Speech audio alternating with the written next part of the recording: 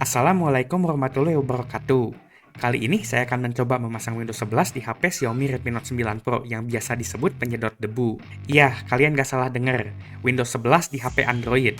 Ini bisa menjadi kenyataan karena ada proyek bernama Project Renegade yang melakukan porting Windows on ARM ke berbagai HP. Dan penyedot debu ini adalah salah satu yang didukung. Kalau komputer atau HP kalian pakai Windows 11 dan terganggu dengan watermark Activate Windows, kalian bisa simak sponsor video kali ini. Bayangin, kalian disuruh presentasi pakai laptop kalian. Dan saat dicolok, ternyata malah muncul tulisan Activate Windows. Malu gak tuh, ketahuan Windowsnya belum diaktifasi. Pengen beli Windows asli, tapi harganya mahal banget. Dari mana duitnya? Untung ada CDK Sales. Oh yeah, CDK Sales. Di CDK Sales, kalian bisa beli Windows 11 asli cuma seharga 24 USD atau sekitar 300 ribuan. Wah, murah banget! Jauh lebih murah dari 4 juta. Dengan harga semurah itu, kalian bisa mengaktifkan Windows 11 kalian dan watermark ganggunya auto hilang. Gunakan kode promo LORT saat beli untuk mendapatkan promo hingga 25%. Setelah pakai promo, harganya jadi semakin murah. Selain Windows, CDK Sales juga menawarkan Office dengan harga murah. Tunggu apa lagi? Beli Windows dan Office di CDK Sales sekarang juga. Oh yeah, CDK Sales. Langsung saja kita mulai proses instalasi Windows 11 di Redmi Note 9 Pro atau Mi Atoll atau Joye UC atau penyedot debu. Sebelum melakukan instalasi Windows di penyedot debu ini, kita perlu UBL dan juga memasang custom ROM terlebih dahulu. Untuk prosesnya, kalian bisa lihat video saya sebelumnya. Setelah di UBL, sekarang kalian memerlukan beberapa bahan, yaitu ESD Windows, recovery Orfox yang sudah dimodifikasi, dan juga driver Windows untuk Mi Atoll atau penyedot debu ini. Untuk bahan-bahannya, kalian bisa download di GitHub dan website resmi Renegade Project. Sebelum menjalankan tutorial ini, jangan sampai salah ketik dan menjalankan perintahnya 2 kali, kecuali kalau tahu fungsi dari perintahnya atau disuruh. Di sini, HP kalian rawan sekali matot jika salah perintah. Ikuti tutorial yang ada di GitHub dengan benar. Pertama, kita flash dulu recovery Orfox yang sudah dimodifikasinya. Orfox ini udah dimodifikasi khusus untuk Windows. Kalian bisa install lewat fastboot. Lalu, setelah itu colok HP-nya ke PC dan pastikan terdeteksi. Jika sudah, ketik ADB Cell Partition dan angka ukuran partisi Windows yang diinginkan. Karena saya pakai penyedot debu versi internal 128GB, jadi saya masukkan 64GB. Ini biar dibagi 2 antara Windows dan Android, jadi Windows 64, Android 64GB. Setelah itu, saya disuruh jalanin lagi perintahnya. Sayangnya malah muncul error. Ini penyebabnya karena saya lupa mematikan MTP di recovery-nya. Sebelum melakukan repartisi, pastikan mematikan MTP dan unmount semua partisi di Orfox. Di sini saya panik dan ketar-ketir. Saya takut penyedot debu saya berubah menjadi ganjelan pintu. Dan benar saja, saat saya iseng restart HP-nya, ternyata sekarang HP-nya boot loop.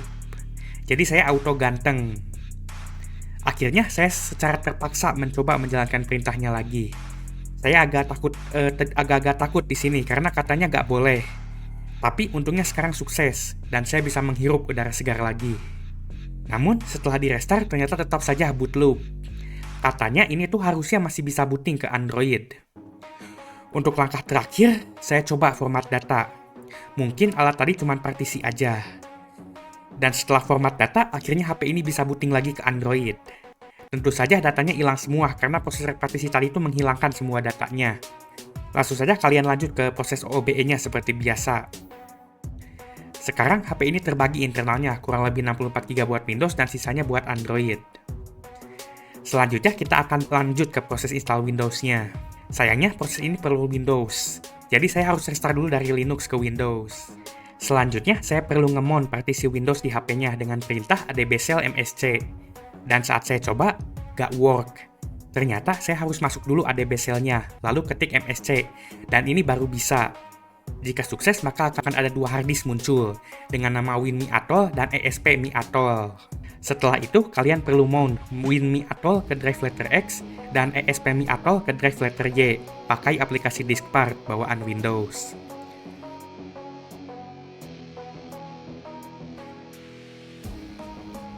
Setelah di-mount, pasang Windows 11-nya pakai DISM. Saya install ke partisi X, yaitu WinMi Atoll.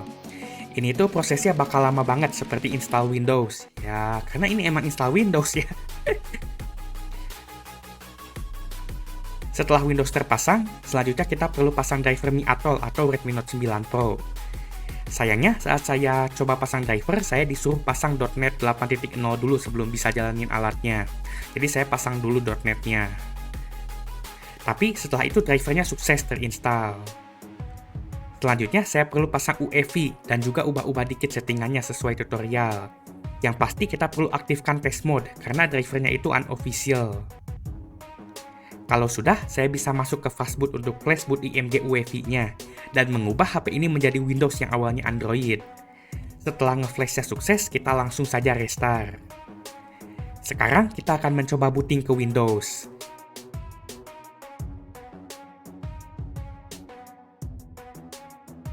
Dan ternyata malah blue screen. Ini tuh bug dari HP penyedot debu ini. Saat pertama kali booting kadang auto blue screen, jadi harus restart dulu baru normal. Tapi pas restart sekarang sudah normal lagi. Di bagian getting ready-nya ini agak lama, harus kesabar. Setelah nunggu lama banget, akhirnya masuk ke OOBE Windows. Di sini singkatnya kalian tinggal next aja. Dan sayangnya sama persis seperti saat saya coba Windows di Raspberry Pi 4 kemarin.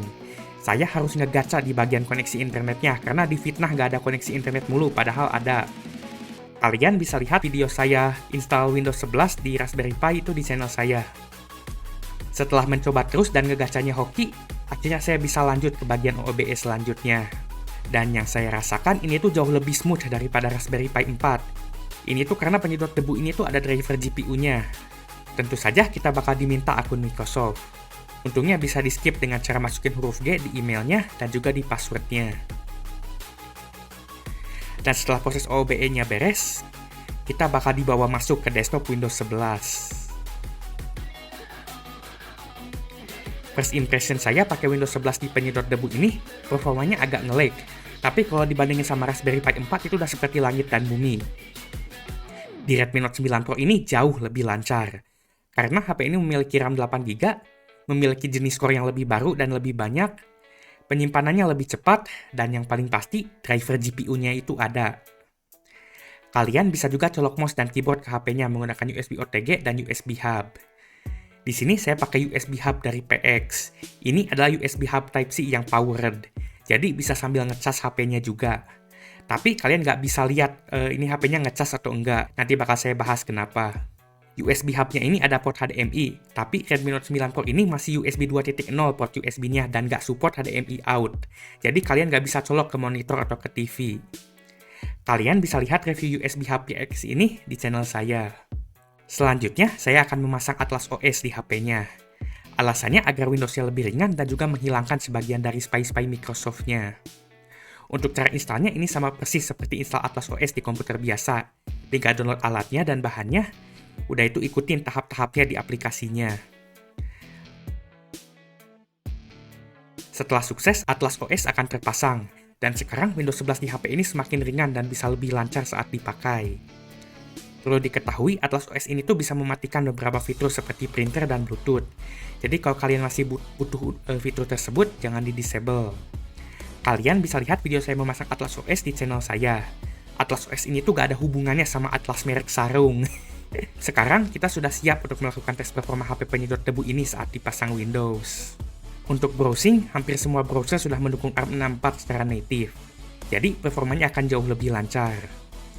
Saya masih bisa browsing pakai Chrome ataupun Microsoft Edge di HP penyedot debu ini. Dan kalau dicolok mouse dan keyboard, ini tuh rasanya udah seperti browsing pakai komputer atau laptop.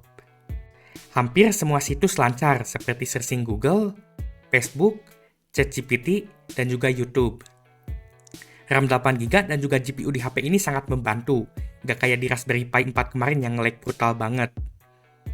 Untuk aplikasi lainnya, sayangnya gak semuanya native ARM64. Kalian bisa lihat daftar aplikasi Windows yang sudah ARM64 di situs ARM Repo.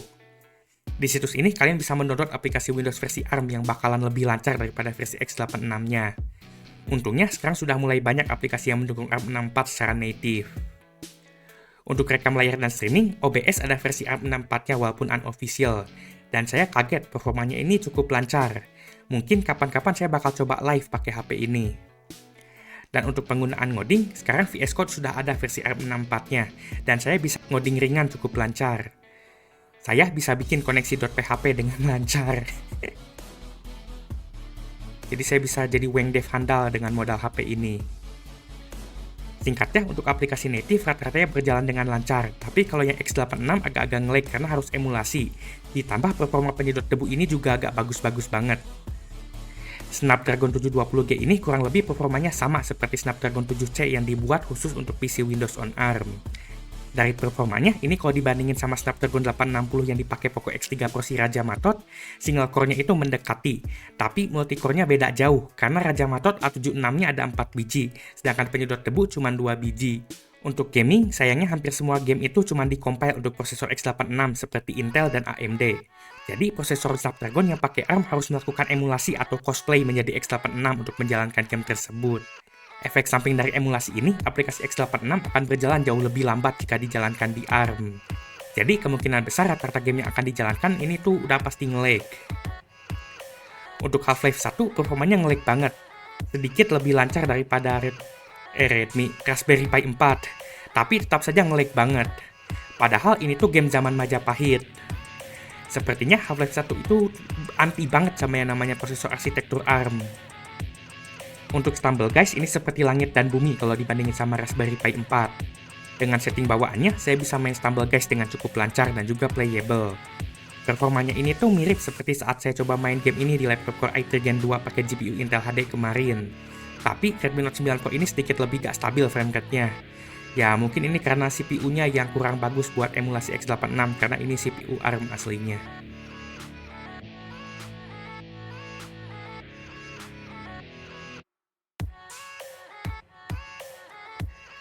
Kalau mau main Stumble Guys, mending main di Android aja yang udah native ARM. Ngapain main di Windows? Untuk Point Blank atau PB, game zaman warnet sambil setel lagu Dirgat dan minum bintang sobo, ini game zaman old yang harusnya lancar di HP ini. Ini loadingnya cukup lama, jadi kalian harus sabar. Dan game ini tuh ada CB-nya. Bukan motor rongsok, tapi cheat blocker. Setelah menunggu lama banget, sayangnya cuma muncul blank putih, dan akhirnya mental. Saya tahu kenapa ini nggak jalan. Ingat, dulu kalian main PB di komputer bukan di HP kan? Jadi kalau mau main PB, ya pergi ke warnet pakai komputer bukan main di penyedot debu. Untuk Cities Skyline, ini game setting defaultnya tuh rata kanan. Jadi saya turunin dulu ke low karena saya nggak percaya ini bisa lancar pakai rata kanan. Untuk performanya, ini loading awalnya tuh lemot banget. Padahal ini game saya simpan di UFS-nya. Dan setelah beres loadingnya juga nge-lag dan delay banget. Yang pasti gak nyaman bikin jalan dan ngurus kota di HP penyedot debu ini. Ini tuh cuma bisa dimainin kalau kalian orangnya sabar. Untuk Half-Life 2, secara bawaan game ini menggunakan setting high. Dan saat dicoba, performanya ini cukup lancar. Hampir mirip seperti laptop Core i3 Gen 2 yang pakai Intel HD kemarin. Tapi ini tuh aneh banget. Kenapa malah lebih lancar Half-Life 2 daripada Half-Life 1? Saya bingung sendiri nih, kok bisa ya? Dan pas saya rekam pakai OBS, ini performanya turun dikit, karena OBS tuh memakan CPU buat recordnya. Jadi kalau mau pakai OBS, mending turunin settingnya. Dan terakhir, dan yang paling ditunggu-tunggu, saya coba pasang GTA 5. Saya download GTA 5 ini pakai Heroic Launcher, karena dulu saya dapat GTA 5 gratis dari Epic Games.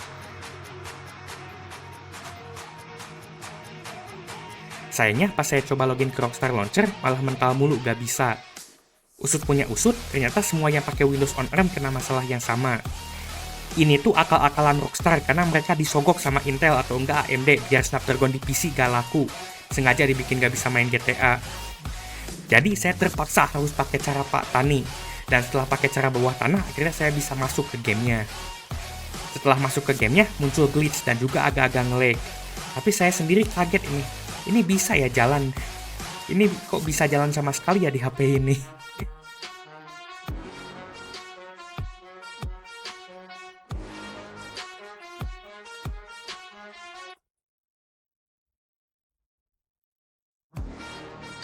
Sayangnya ini ngebugnya parah banget. Kalau kalian pencet ESC buat lihat menu, gamenya langsung crash. Saya curiga ini karena driver GPU-nya yang masih kurang stabil. Jadi ya kalian bisa jalanin GTA 5 tapi gak bakal bisa main karena bug yang brutalnya. Kalau kalian ingin main GTA 5 dan otaknya berfungsi, belilah PC atau laptop, bukan beli HP. Walaupun bisa dipakai bermain beberapa game dan sebagian tugas daily, namun Windows 11 di HP ini masih banyak penyakitnya dan juga banyak fitur yang gak fungsi. Contohnya seperti kamera dan GPS yang nggak fungsi di Windows. Kalau unit saya sih di Android juga kameranya sama aja nggak fungsi karena rusak. Dan untuk mobile data, SIM card saya tuh nggak detect, padahal udah dipasang dan katanya work, tapi buat saya enggak. Yang paling fatal sebenarnya untuk sekarang tuh nggak ada driver baterainya. Jadi kalian nggak bisa tahu sekarang baterainya berapa dan ini HP-nya ngecas atau enggak. Ini tuh bahaya buat baterai HP kalian karena nggak ada OS yang ngatur baterainya. Setelah pasang Windows, HP saya ini nggak bisa naik lagi presentasi baterainya, dan cuma bisa ngecas kalau di Android. Bahkan di recovery pun saya nggak bisa ngecas. Jadi singkatnya Windows 11 di HP ini tuh masih eksperimental dan belum stabil. Masih banyak fitur yang belum jalan secara sempurna, bahkan ngecas HP aja nggak bisa. Untuk balik lagi ke Android, kalian bisa flash backup boot IMG kalian ke partisi boot. Dan kalau mau balik lagi ke Windows, kalian bisa flash UEFI-nya ke partisi boot. Jadi, file partisi boot IMG ini yang mempengaruhi kalian booting ke OS mana. Jadi, apakah worth untuk memasang Windows 11 di HP penyedot debu atau Redmi Note 9 Pro? Menurut saya, enggak. Karena masih kurang stabil, banyak bug seperti MIUI, dan juga performa HP ini masih kurang untuk menjalankan rata-rata aktivitas menggunakan sistem operasi Windows. Kalian lebih baik stay di custom ROM Android saja, kecuali kalau kalian pengen banget jalanin aplikasi Windows atau hanya untuk sekedar coba-coba saja. Kalian juga gak bisa mengganti fungsi PC atau laptop dengan HP ini. Jadi kalau mau gaming dan tidak serius ya belilah PC atau laptop gaming. Bukannya beli HP udah itu dipasang Windows atau emulator Mobox. Itu saja sekian dari saya, semoga video ini bermanfaat.